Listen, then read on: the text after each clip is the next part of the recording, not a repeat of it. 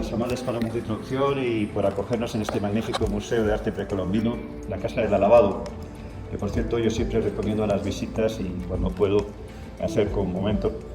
Creo que cuando uno viene con poco o mucho tiempo para pasar Quito, resulta evidentemente imprescindible recorrer San Francisco, la Iglesia de la Compañía, la Plaza Grande y la de Santo Domingo. Pero es también esencial conocer el arte precolombino, en particular las culturas preincaicas como la Valdivia, la Chorrera o la Jamacoaque, que también exponéis aquí. Es que no solo estas culturas tienen enorme interés por sí mismas, sino que el barroco virreinal se entiende mucho mejor si uno conoce las expresiones artísticas previas. Al final, la escuela quiteña fue un magistral ejemplo de sincretismo, fusionando el estilo y las técnicas del barroco español con sensibilidad y conocimientos indígenas que crearon una expresión artística nueva y única, y que sigue asombrando al mundo. Dicho esto, me gustaría agradecer profundamente a Javier Vázquez, a quien amamos hoy, por su participación en este evento. Enhorabuena por este 30º aniversario de la publicación del Viajero de Praga por la editorial Alfaguara. Es un verdadero placer celebrar junto a ustedes esta efeméride. Muchas gracias también a Juan Marqués, doctor en Filología Hispánica, ilustre crítico literario del Diario del País y otras publicaciones que ha viajado desde España para acompañarnos hoy. Finalizo los agradecimientos con Francisco Febres Cordero, escritor, actor, director, periodista, artista multifacético, podríamos decir, especializado en humor. Muchas gracias por estar hoy con nosotros. Dado que estamos rodeados de expertos en la obra de Javier Vázquez y además contamos con su presencia, no voy a hacer un repaso de su vida, obra y estilo, pues los demás oradores lo llevarán a cabo infinitamente mejor que yo. Sí querría decir, en todo caso, que como diplomático, el personaje de Joseph Pons me resulta especialmente interesante. Sus características de viajero, extranjero o extraño. Aunque a diferencia de este personaje, normalmente intentamos integrarnos en los distintos destinos en los que pasamos, meternos a fondo en el país en cuestión, conocer sus gentes, paisajes e historia, que aquí en Ecuador es bastante aquí para un español. Es innegable que nunca dejaremos de ser extranjeros, a menudo observadores desde fuera, como el propio Pons. Por otro lado, me gustaría destacar brevemente la vinculación de Javier Vázquez con mi país, España, pues si no me equivoco, ha sido una influencia importante en su vida y obra. Estudió literatura en la Universidad de Navarra, donde se graduó con una tesis sobre los personajes de Juan Rulfo, que por cierto, la tesis es difícil de encontrar. Allí no solo estudió, sino que también absorbió parte de la tradición europea que inyectaría en sus escenarios literarios andinos. Cierto es que para la edad universitaria, Javier ya había residido en varios países, Reino Unido, Italia o Estados Unidos, por ejemplo. Asimismo, el autor tiene una estrecha relación con editoriales españolas, en particular con Alfaguara y Pretextos. Precisamente Pretextos publicó no solo El Viajero de Praga, sino también otros de sus títulos, como Hoteles de Silencio, Angelote, Amor Mío o su reciente El Coleccionista de las Sombras.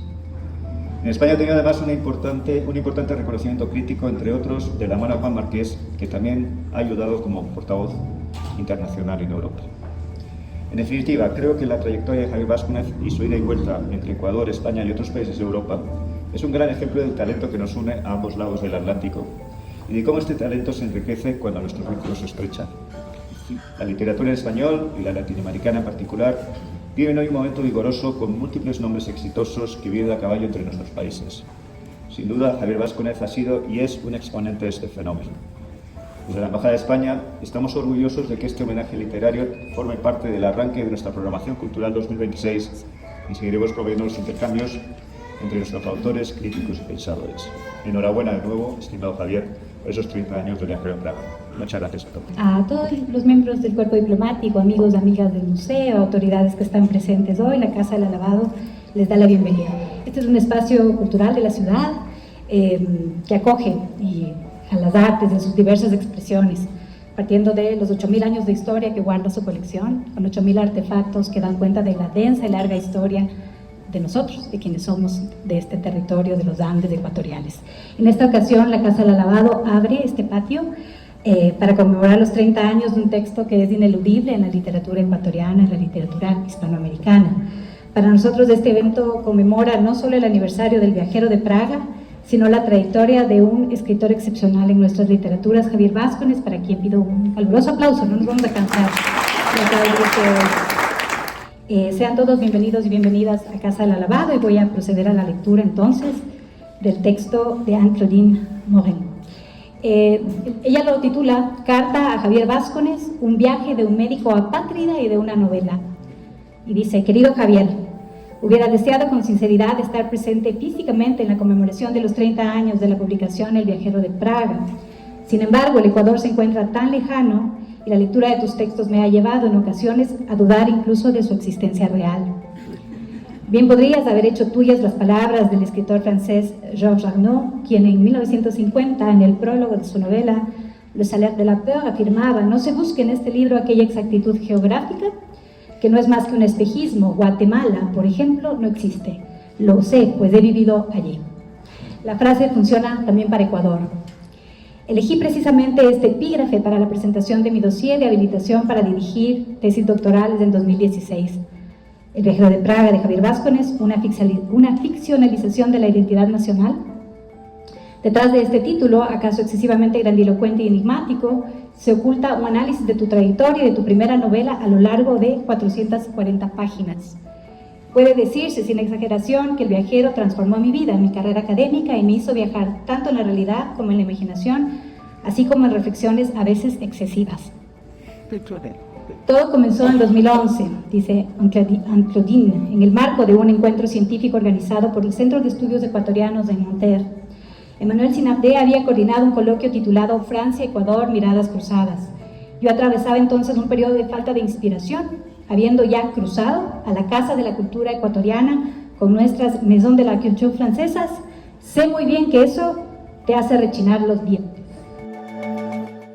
Fue así que decidí dirigirme hacia la literatura y descubrí El viajero de Praga, traído de tu país en la voluminosa y preciosa mochila de doctoranda que yo misma cargaba a inicios de los años 90. Y entonces fue como una evidencia, casi un destello, un médico llamado Cronos, una ciudad lluviosa, un trasfondo de cólera.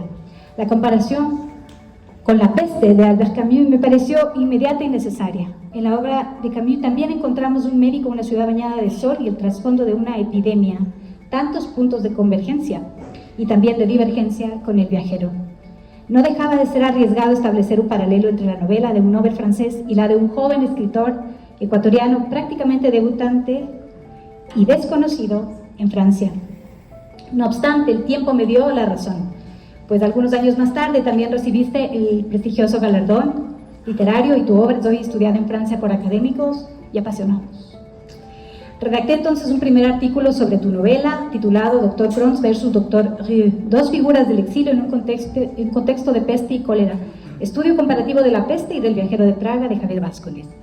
Recuerdo con nitidez la intensa emoción que me embargó al exponerlo en aquel coloquio, en particular al leer en voz alta el pasaje sobre el grito del mundo y finalmente el niño inocente de la peste.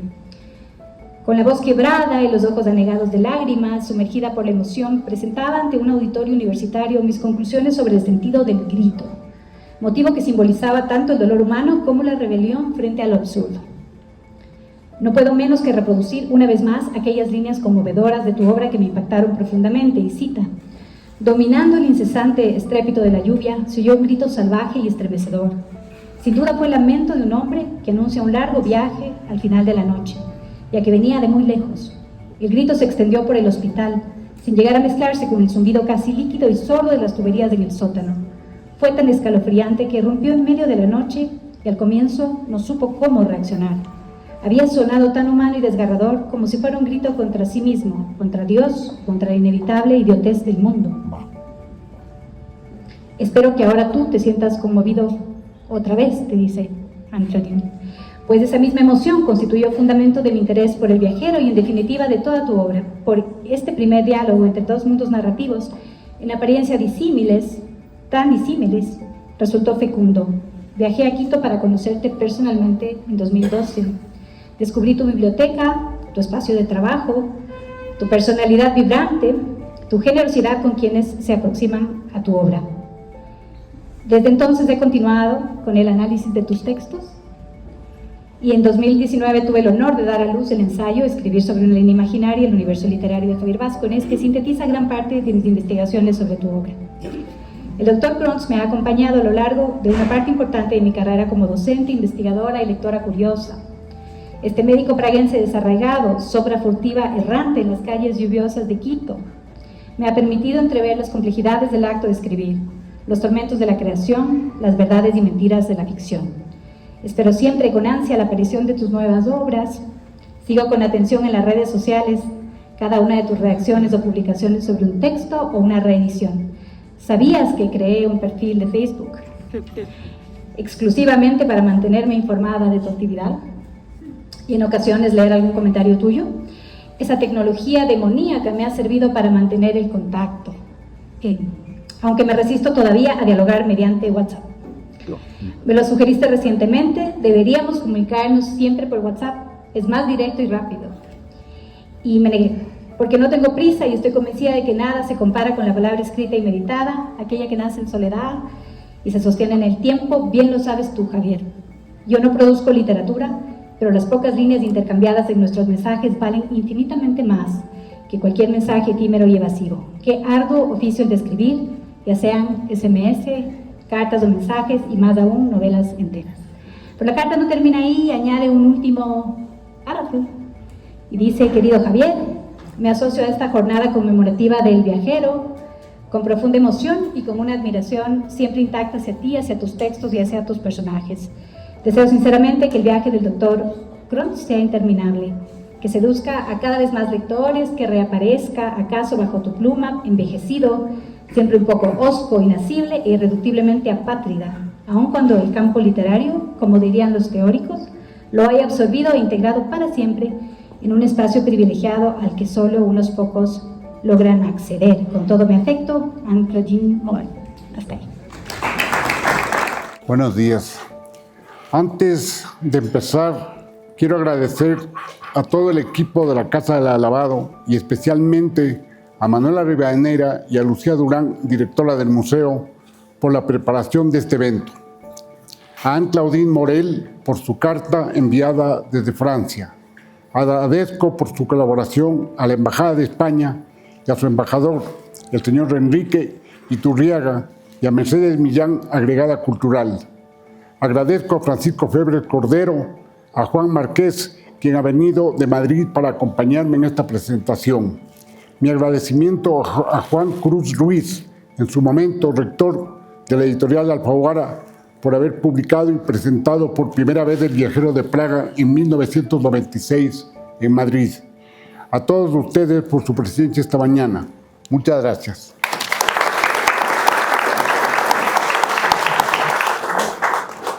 Las conversaciones que han surgido han sido múltiples y siempre para mí enriquecedoras. Hemos hablado de política, de literatura, de teatro, de cine, de las haciendas de los chichos, del jockey de caballos.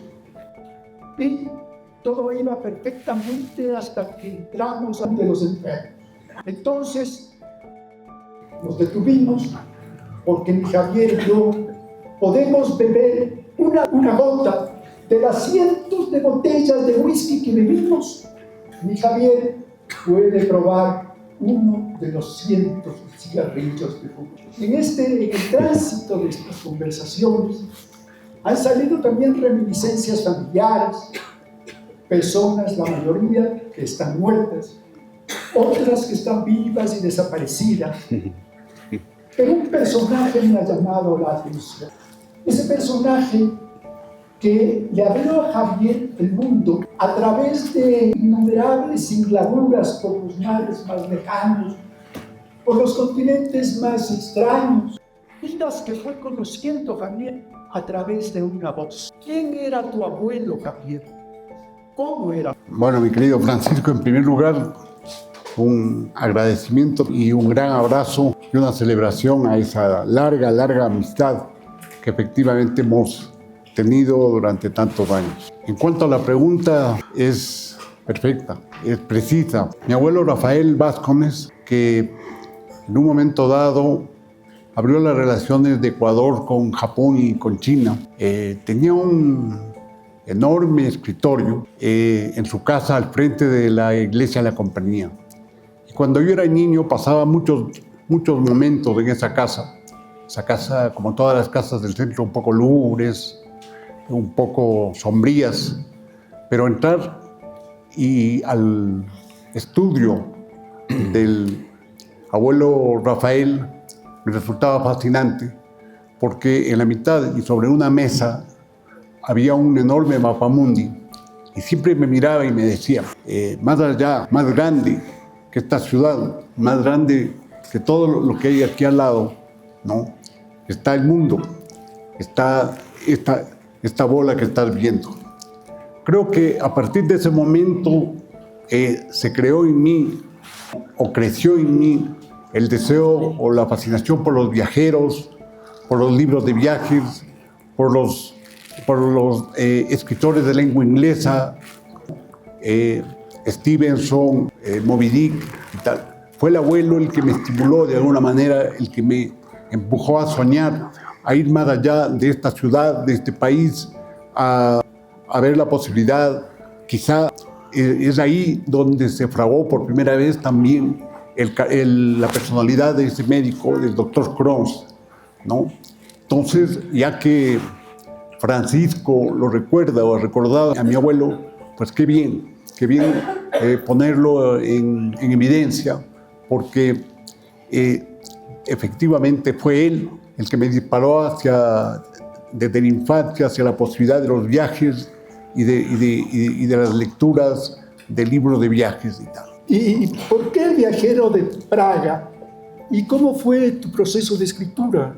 El viajero de Praga también es una larga historia. En oposición a todos los escritores, a los grandes escritores del boom, todos ellos absolutamente brillantes y eficaces y excelentes, Vargas Llosa, García Márquez, Julio Cortázar, que de alguna manera fundaron y le dieron todo un toque de enorme identidad a los países sobre los que escribían. Pese a que anteriormente hubo otra generación igualmente brillante como la de Borges y la de Onetti y la de Carpentier. Todo giraba alrededor de América Latina y estos escritores son de alguna manera, desde mi punto de vista, los fundadores de América Latina, los que en un momento dado hicieron que América Latina, ¿no?, y toda su fuerza cultural, su literatura, su historia se extendiera por el mundo entero. Todo esto unido a la Revolución Cubana, que en ese momento estaba en auge, y también a una asesora, Carmen Balcells, ¿sí?, una agente comercial. Gracias a eso, la literatura latinoamericana llegó a tener una excelencia, digamos, una promoción única, ¿no?, que no había tenido nunca antes en español, y todo esto desde España, desde Barcelona, desde Madrid, y bueno, también desde algunas ciudades de América Latina como Buenos Aires. Entonces, pertenecer a una generación que viene después y cuestionarse e intentar escribir una novela relevante, una novela que diga algo, que no repita esta relación de identidad con los países, esa relación a veces, para mi modo de ver, excesivamente realista en algunos casos, sociológica. No me interesan las informaciones sociológicas, también la literatura y tal. Fue todo un proceso, ¿no?, una búsqueda, sobre todo siendo ecuatoriano, ¿no?, habiendo nacido en esta línea imaginaria que es del Ecuador. Y digo línea imaginaria porque el Ecuador siempre ha estado un poco aislado desde el punto de vista literario con relación a los otros países de América Latina por una serie de razones que sería demasiado largo de hablar.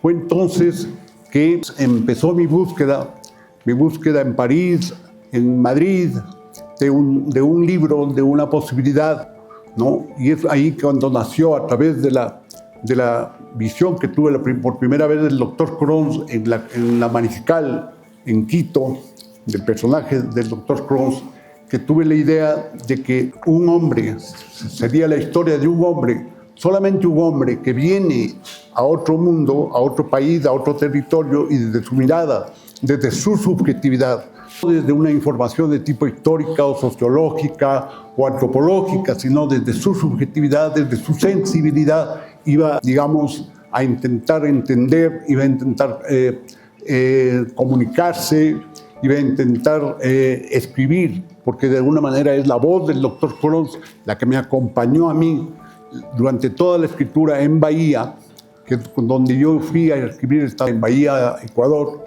Ahí estuve encerrado muchos meses y me despertaba con la voz del doctor Cron después de haberme atiborrado al final después de haber trabajado también 10, 12 horas, me atiborraba al final de la noche unos cuantos whiskies remojados con Coca-Cola, un espanto, ¿no? Pero me servían para estimularme y me despertaba con la voz del doctor Cron, que de alguna manera me dictaba la novela, ¿no? El doctor Cron me dictó la novela, fue el que me dijo por primera vez yo vi en la ciudad.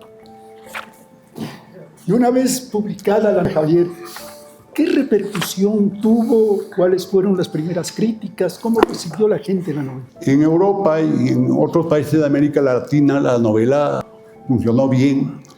En España la presentó, como acabo de mencionar, Juan Cruz, y también en México, que tiene un prólogo del escritor Villoro, y también ha tenido repercusión en Argentina y en Colombia. Fuera de Ecuador, la novela fluyó bien, no hubo ningún problema. Aquí en Ecuador, como ocurre siempre, este país un poco aislado, un poco, desde mi punto de vista, en términos artísticos, un poco mezquino a la hora de digamos, promover las obras o la literatura de los otros escritores, de los otros artistas y tal. La novela no funcionó bien. Hubo una crítica muy conocida que en un momento dado incluso escribió un artículo que dijo que el doctor Cron no se entendía con los indios. Nunca entendí por qué. Después de muchos años, esa misma crítica me mandó un mensaje o algo así, se disculpó por el asunto. Pero al principio, en una ciudad, estamos hablando hace 70 años, tan cerrada en algunos aspectos como eran la mayoría de los miembros de la Casa de la Cultura, ¿no?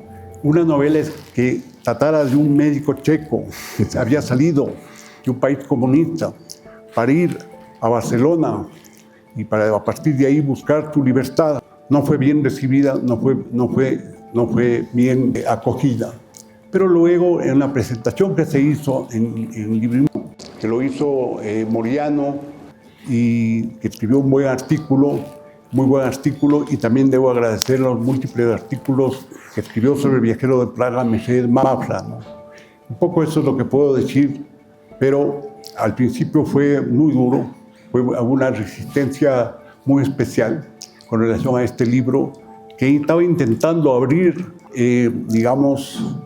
abrir espacios, abrir ventanas por encima de la tradición de novelas costumbristas o de novelas sociales que estaban aquí escribiéndose y tal, ¿no? Sí, ya está. A mí me pasa lo contrario que a Anne-Claudine, que ella decía que cuando leyó a Javier por primera vez atravesaba una crisis de inspiración. Yo es al revés, yo estoy en una crisis permanente y de vez en cuando tengo un momento de lucidez, ¿no? Y espero que sea ahora, porque bueno, yo llevo 15 horas en Ecuador y bueno, hubo un retraso español, por supuesto culpa de la parte española del asunto y tal. En el avión hubo un retraso, llegué mucho más tarde de lo que parecía, en fin. El caso es que hoy no he dormido y tal, pero estaba bien, porque esta distorsión y este enrarecimiento que yo ahora siento aquí va bien porque si conocen la literatura de Javier Vasconés, saben que esto se corresponde con su mundo, ¿no?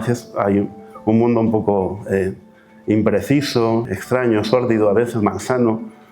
Así que creo que tengo el tono perfecto para recordar y repensar y releer El viajero de Praga, ¿no?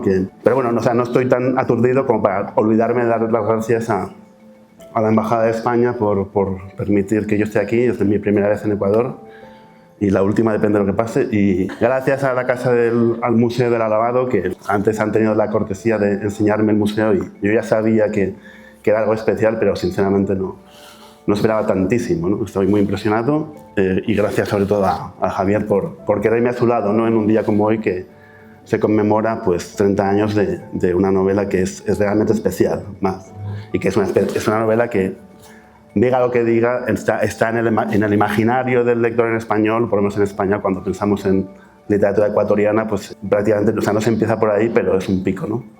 Igual que hay volcanes, hay cimas, ¿no?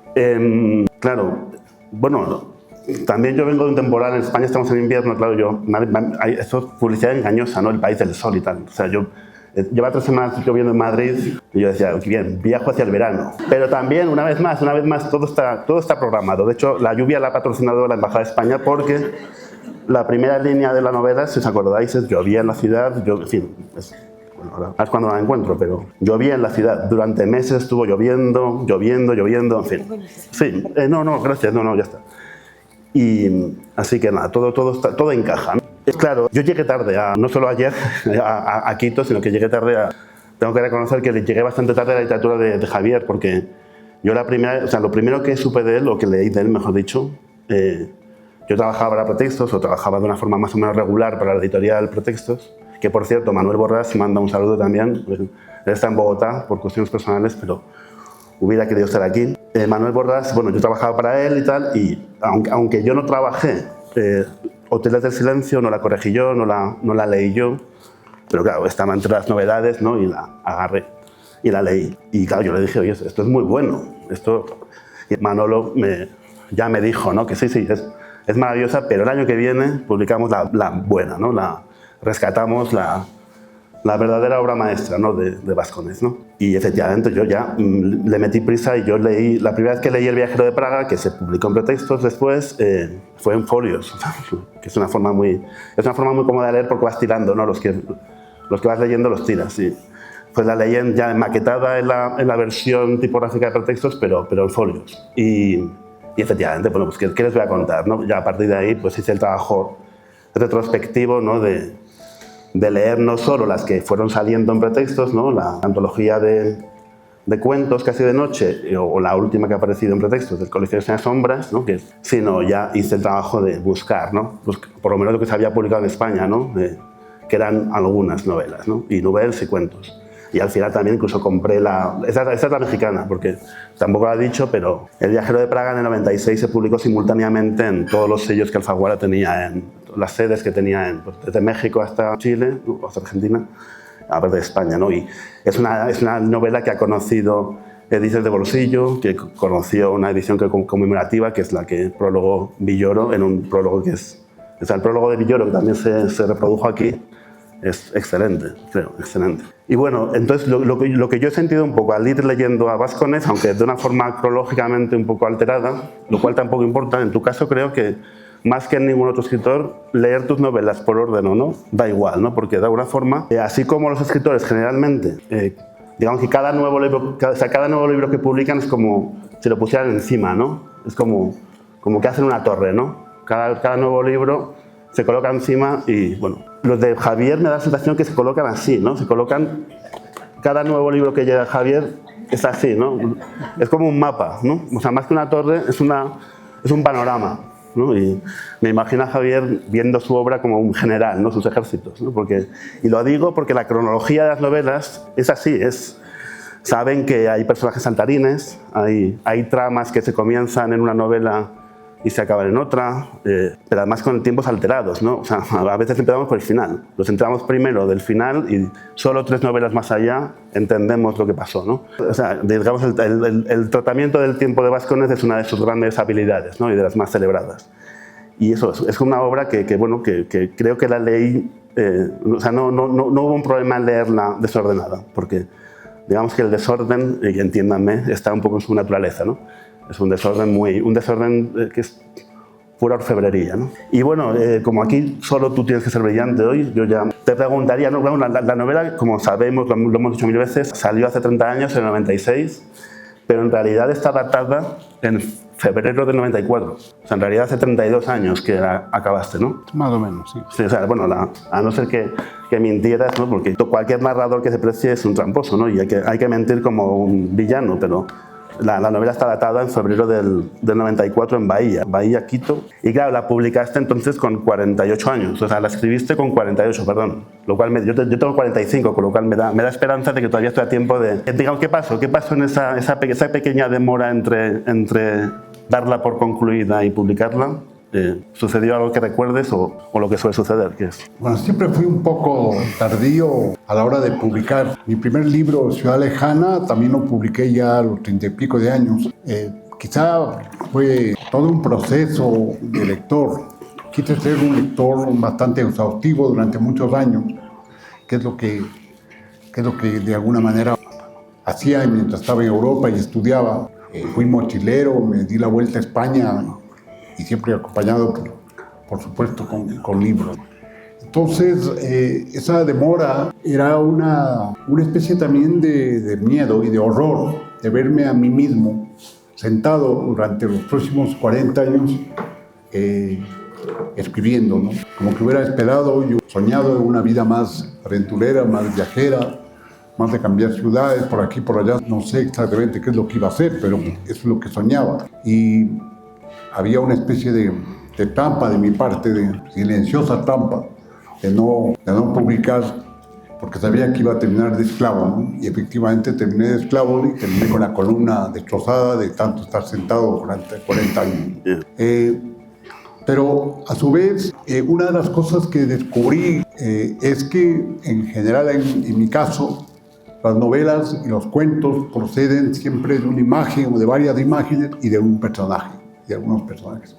Y el doctor Krohn, este médico que procede a su vez de ciertos detalles de la biografía de Kafka, de ciertos detalles de la vida cotidiana del gran escritor Onetti, de su soledad, de su melancolía. También procede de muchísimos espías, de las novelas de John le Carré. Yo soy un gran lector, un gran admirador de John le Carré. Muchísimos de esos espías solitarios que cumplen misiones secretas, oscuras, me fascinaban de tal manera que algo de eso también existe en el doctor Krohn, que aparte de ser un médico, es un observador, reflexiona permanentemente sobre todo lo que le ocurre y tal. Entonces, a veces es el personaje que en mi caso guía o me empuja o me estimula a escribir la novela, uno de los personajes. Justo la siguiente pregunta es las lecturas, ¿no? Que sostienen un poco esto, ¿no? Y claro, pero llamándose Joseph K., tu personaje, creo que ahí no fuiste muy... Muchas otras lecturas, Pavese, sí, hay muchas otras lecturas, ¿no? Hay escritores que como Pavese, Céline, Juan Marcé, y un gran escritor secreto que en España hasta ahora es toda una discusión, Juan Benet. Es curioso, cuando yo llego a Madrid, descubro de golpe y en la misma librería y a la misma hora 2 libros. Una meditación de Juan Benet y La ciudad de los perros de Vargas Llosa. Me acuerdo que ese verano, ya que cuando yo llegué a Madrid en agosto, ese verano ya se me expropió todo, porque yo creía que podía terminar una novela que llevaba desde aquí y a los 15 días la tuve que tirar. Yeah. Después de semejantes lecturas. Lo de Kafka, o sea, Praga, Joseph K., no lo vamos a saltar. De hecho, bueno, el último encuentro también lo explica muy bien Villoro, pero lean el prólogo después de leer la novela, porque si no, es un poco altera también las cosas, ¿no? Pero también el tratamiento del espacio, ¿no? Porque claro, hemos hablado mucho de Quito y es verdad que, o sea, yo creo que en tu literatura, bueno, yo que todavía no conozco Quito en realidad, ahora saldré con avidez a ver las cosas como siempre cuando estamos en un sitio que lo conocemos, ¿no? Un gato, una piedra, un portal, ¿no? Pues, todo es extraordinario, pues ahora saldré a eso, a ver gatos, pero yo creo que Quito en realidad en tu literatura está, bueno, si no recuerdo mal, ¿no? Por ejemplo la última, la de Coleccionista de sombras, retratas un Quito mucho más subterráneo, más enfermizo y tal, que en esta, ¿no? El Quito aparece, pero en realidad en esta novela, en El viajero de Praga, aparte del pasado en Praga, aparte de los capítulos de Barcelona, que son muchos, aparte de la trama en la playa, ¿no? Hay un momento en que Joseph Krohn se va a Manta, ¿no? O sea, que en realidad Quito no es una gran novela sobre Quito en ese sentido, ¿no? Que no te centras específicamente ahí. Bueno, nunca he querido ni pretendido convertirme en un escritor especializado en Quito. Yo he utilizado la ciudad de Quito como un escenario, como de cualquier otra ciudad, en el que, digamos, he incorporado a todos mis personajes, con sus pasiones, con sus conflictos humanos, que es lo que realmente me interesa, los conflictos humanos, las pasiones, eso es lo que me interesa. No pretendía ser un escritor realista o, digamos, preciso o casi fotográfico de la ciudad de Quito. La ciudad de Quito aparece en muchos de mis libros, pero de una manera muy peculiar. Siempre pasa por la subjetividad, por la introspección de muchos personajes y a su vez en algunos aspectos hay pequeños trampas que hago, entre comillas, que describo Quito y en realidad no estoy describiendo Quito, estoy describiendo otras ciudades que algunos lectores atentos han descubierto, ¿no? Han descubierto que me dicen, esto no es Quito, esto no es Quito, estas son unas calles de Barcelona o estas son de pronto unas calles de Madrid, efectivamente. Entonces Quito lo he utilizado como un escenario y como una atmósfera moral de alguna manera, una atmósfera que está relacionada con el mundo, la lluvia, esta especie de melancolía que nos acoge, que nos acompaña siempre en esta ciudad, el mundo andino y tal. Entonces, de esa manera yo he utilizado Quito, pero no he pretendido convertirme en un experto de la ciudad de Quito, ni nada por el estilo. Antes había unos niños por ahí, pero se han ido, así que puedo hacer esta pregunta.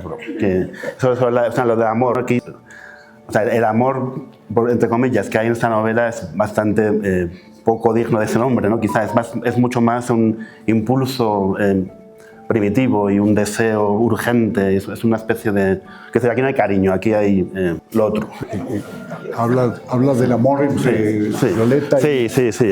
No, sí, Violeta es la enfermera que aparece en un momento dado de la novela y lo que hay es una atracción, digamos, fulminante entre el médico que llega a una casa donde hay una anciana que está enferma y a la que hay que atender y aparece una enfermera también que está ahí y existe una atracción fulminante, una relación de deseo y es ahí que a partir de esa relación pues se inicia un proceso de encuentros y desencuentros con el doctor Krohn. Pero a donde iba yo con esto en realidad es que en tu literatura hay una concepción de la vida que es más bien trágica, ¿no? Hay como una... O sea, no quiero llegar muy lejos, pero aparte, bueno, hacedme gestos cuando tenga que pasar la palabra al público, porque yo aquí tengo preguntas hasta la vuelta en el avión.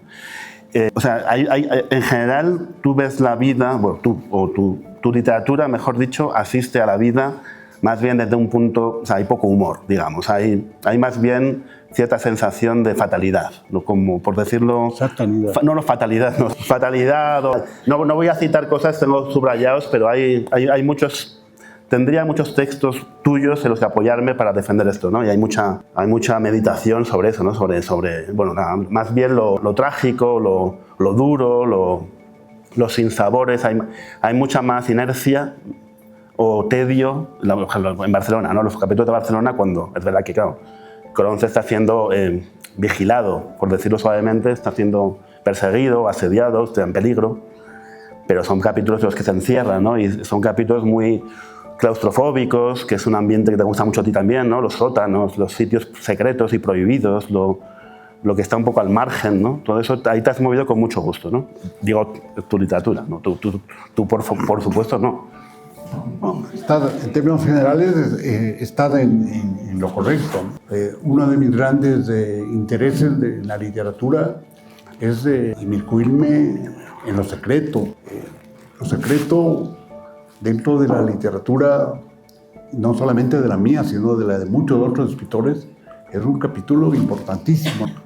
Hay tantas cosas que son secretas y que no sabemos. Las cuestiones de amor, cuestiones de codicia, de política. Y los secretos empiezan en la infancia. Desde niño recuerdo el ritual que consistía en los secretos con las primas y los primos.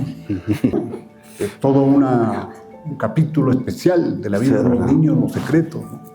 Y la importancia que los secretos tienen, por ejemplo, en el poder que revienta de pronto porque un secreto estalla y en ese momento el político de un país está reventado porque ese secreto saltó.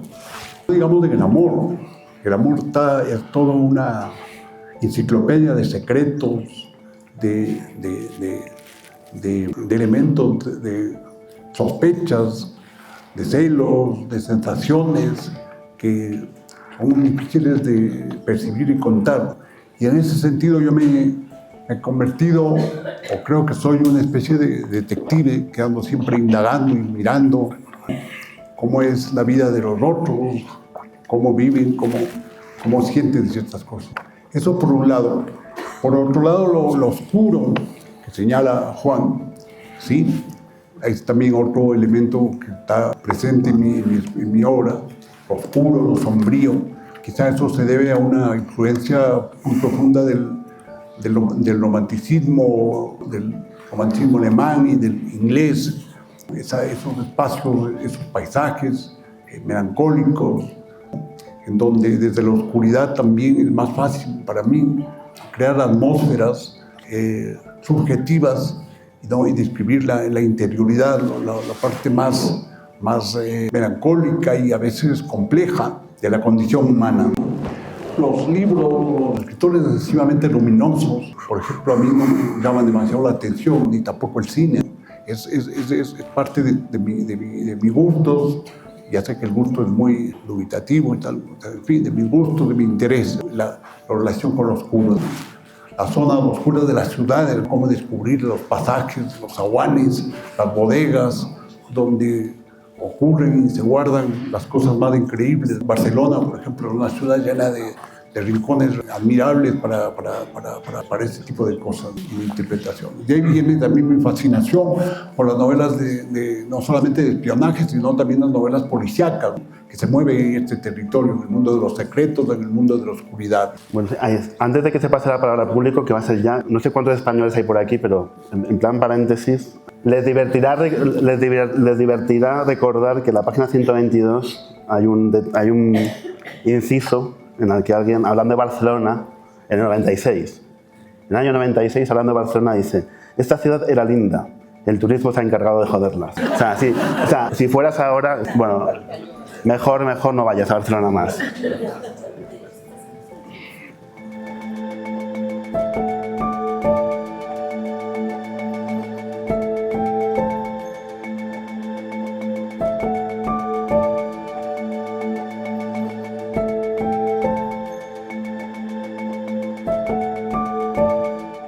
¿Cuántos médicos hablé? Para documentarte y tal, para recrear.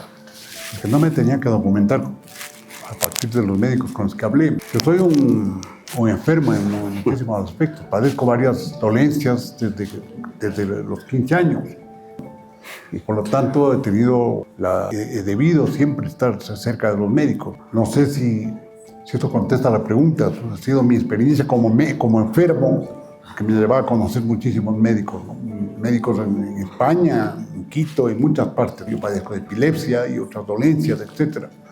Entonces, eso me ha acostumbrado a los médicos, de los cuales, mientras más lejos uno está, más contentos seremos todos, ¿no? Estaremos todos. Pero si es que hay alguno aquí presente... ¿Hay algún médico de la sala? Bienvenido, doctor. Pero nada como mi doctor Crons, que aparte de ser un médico, sobre todo es un hombre que se da cuenta que existe personas que con sus dolencias y sus enfermedades están sufriendo. Y él lo que quiere es, sobre todo, darles un momento de tranquilidad, de alegría, de sosiego, ¿no? Eso es lo que quería dar, digamos, modelar un personaje muy cercano al humano, un médico humano.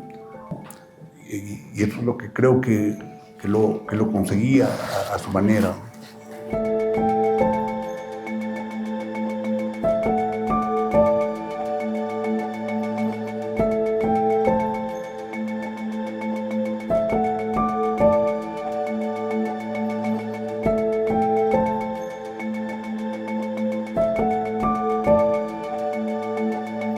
Hola, Juan Pablo.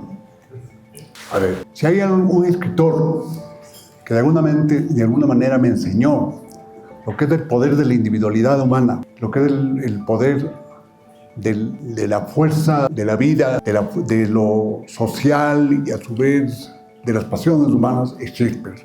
Yo creo que los novelistas, más que nadie, deberíamos todos leer a Shakespeare, porque es en Shakespeare donde están, perfilados los primeros grandes personajes de la historia de la humanidad. De Shakespeare se han alimentado Freud y todos los grandes filósofos y tal. Su relación con la individualidad humana, es decir, es un creador de personajes que es importantísimo, muy importante para quien a su vez escribe novelas. Del otro gran escritor de Cervantes, a quien también le debo, y por cierto hay un homenaje mío en La sombra del apostador a Cervantes, es el escritor de los escritores, el escritor que se ve a sí mismo escribiendo, y como se ve a sí mismo escribiendo, tiene la capacidad para reírse, tiene la capacidad para el humor, tiene la capacidad para contar. Yo me he alimentado de los dos, ¿no? Pero ¿de quién más he recibido, digamos, con toda su fuerza, la experiencia de la escritura? Es de Shakespeare.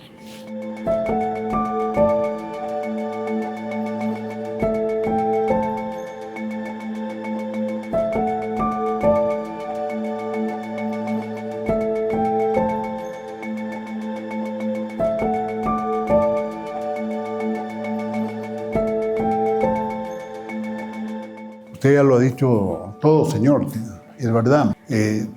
Varios de mis títulos aparece la palabra sombra, y así como la sombra es como está relacionado también con la oscuridad, ¿no? Es en la sombra donde, desde mi punto de vista, la imaginación se dispara, para mi modo de ver, ¿no? Es en la sombra donde se dispara, donde la imaginación empieza a crear, y creo que eso lo he empleado muchísimas veces en mis libros, llenos de sombra, los pensamientos también. Hay pensamientos que están muy relacionados a la sombra, a las zonas sombrías, oscuras, ambiguas de la vida. Los sueños se mueven en ese territorio, porque un poco en las sombras la lógica, la racionalidad a veces deja de funcionar. Simplemente ocurren las sombras, ¿no? Ocurren ciertas cosas en las sombras, ¿no? Se perfilan, se adivinan. Y esa ambigüedad, esa incertidumbre es lo que alimenta, digamos, mi literatura, mis libros y algunos de mis cuentos, ¿no? Esa posibilidad de que las cosas queden a medio decir. Incluso hay muchas veces que hay cosas que digo entre una frase y la otra que muchos lectores pueden no entender, pero está hecho a propósito, son pequeños, digamos, trucos que me permito como autor, me permito esa libertad en donde hay una zona de sombras que digamos, estimule al lector cuando lo está leyendo, ¿no? Le haga pensar, le haga soñar, le haga viajar.